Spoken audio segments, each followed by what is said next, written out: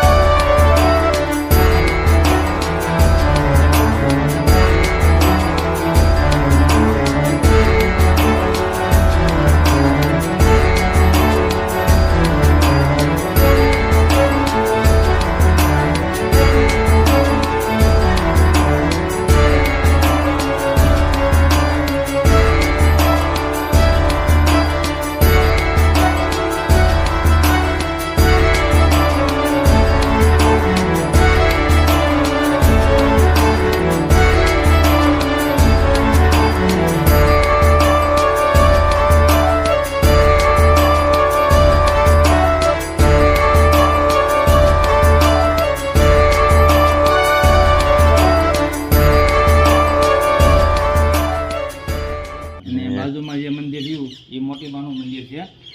આ ગાંઠિયાની માનતા કરવામાં આવે છે.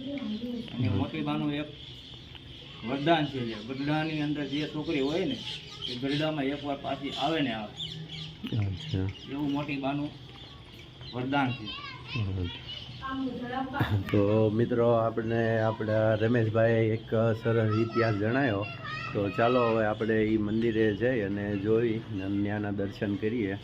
તો આગળ વિડીયોમાં કન્ટિન્યુ બન્યા રહો.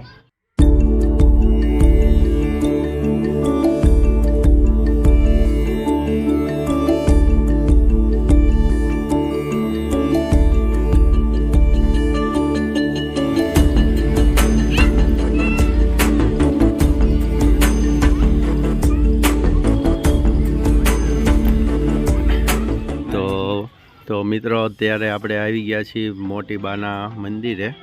તો અહીંયા તો આપણે પુરુષોને એલાઉડ નથી અંદર જવાનું. તો આપણે અહીંયાથી આપણે દર્શન કરી લઈએ. તો જો અહીંયા છે મોટીબાનું મંદિર. શ્રી સ્વામિનારાયણ ભગવાન ધામમાં પધાર્યા ત્યારે તેમની અંતિમ યાત્રાની પાલકી અહીં રાખવામાં આવી હતી 1886માં બુધવારના રોજ. તો અહીંયા છે ભગવાનના ચરણ પાદુકા. તો આપણે એમના ચરણ પાદુકાને સ્પર્શ કરી અને દર્શન કરી લઈએ બધા ને આશીર્વાદ મેળવી લઈએ. તો જો આ જગ્યાએ છે જૂનો ઓરડો.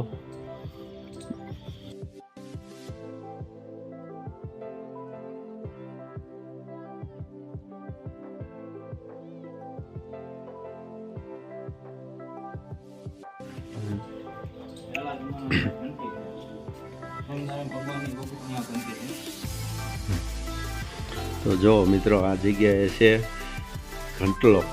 આપણે દેશી ભાષામાં ઘંટલો કહે અને આમ ઘંટી કહે.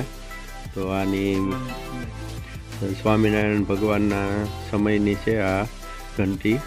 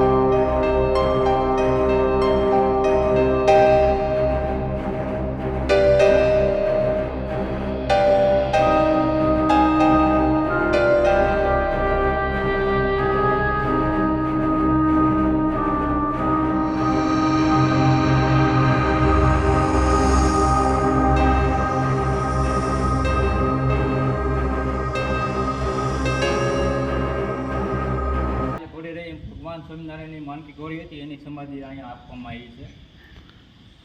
તો જુઓ મિત્રો, જ્યારે સ્વામિનારાયણ ભગવાન હતા અને એમની જે વાલી માણકી ઘોડી હતી એની સમાધિ આ જગ્યાએ આપવામાં આવી છે. તો એનું સ્ટેચ્યુ અહીંયા બનાવેલું છે. તો આપણે તો જાળીમાંથી અહીંયા સ્વામિનારાયણ ભગવાનના દર્શન કરીએ અને આ માણકી ઘોડી છે તો એના પણ દર્શન કરીએ.